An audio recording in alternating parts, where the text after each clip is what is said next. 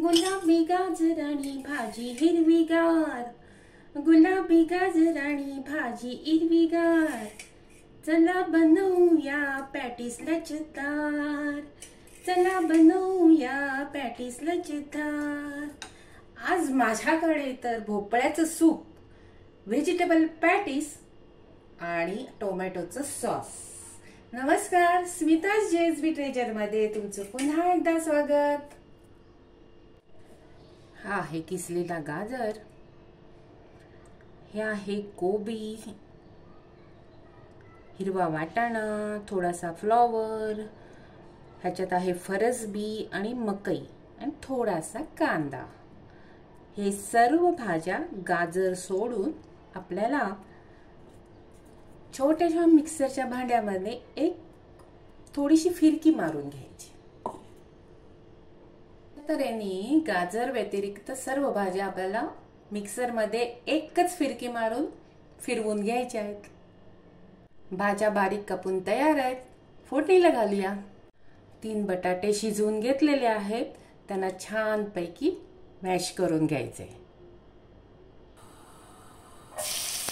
फोडणीला घालायचा आहे एक छोटा मीडियम आकाराचा कांदा, घालायची आहे अद्रक लसूण पेस्ट, मंद गॅसवर परतून घ्यायचे। घालायची आहे धणी पावडर, जिरे पावडर, लाल मिरची पावडर, हळद पावडर, चांगल्यापैकी परतून घ्यायचे।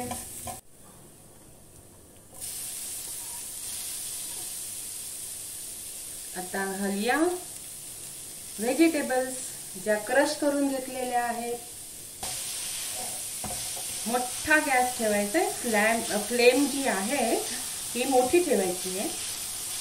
परतून घ्यायचे। गॅस बंद केलेला आहे। आता घालूया आपण चाट मसाला। हे सर्व मसाले तुम्ही तुमच्या आवडीनुसार वापरायचे आहेत। अजून मी मीठ घातलेलं नाही। पराठा मसाला, जो मी तुम्हाला ऑलरेडी व्हिडिओ दाखवलेला आहे।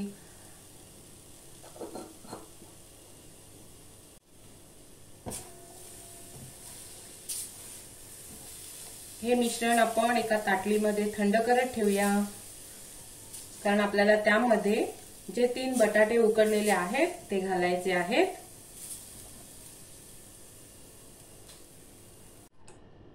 तयार झालेला मसाला आपण थंड करत ठेवूया। आता या अर्ध्या सारणातलं सारण आपण बाजूला काढायचंय। ह्यापासून मी तुम्हाला दुसरा पदार्थ दुसऱ्या व्हिडिओमध्ये बनवून दाखवणार। आता हे जे अर्ध सारण आहे हे आपल्याला घालायचंय मॅश केलेल्या बटाट्यामध्ये। ह्यात घालायचंय चवीपुरती मीठ, जे मी अगोदर घातलं नव्हतं।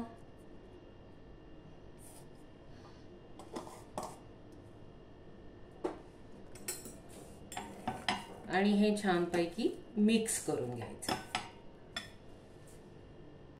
अशा तऱ्हेने मिश्रण एकत्र करून घेतलेले आहे। मी 2 पॅटीस दाखवलेले आहेत, तुम्हाला कुठचाही आकार देऊ शकता तुम्ही त्या पॅटीसला, गोल, त्रिकोणी, हार्ट शेप। इथे घेतलेले आहेत ब्रेड क्रम्स, हे घरीच बनवलेले आहेत। ह्या ब्रेड क्रम्स मध्ये हे पॅटीस घोळवून आपल्याला फ्राय करायचे आहेत।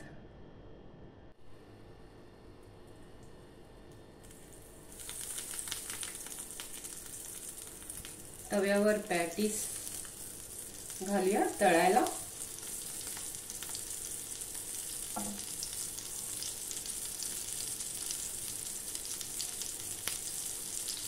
छान पैकी खरपूस दोन्ही बाजूने भाजून घ्यायचंय।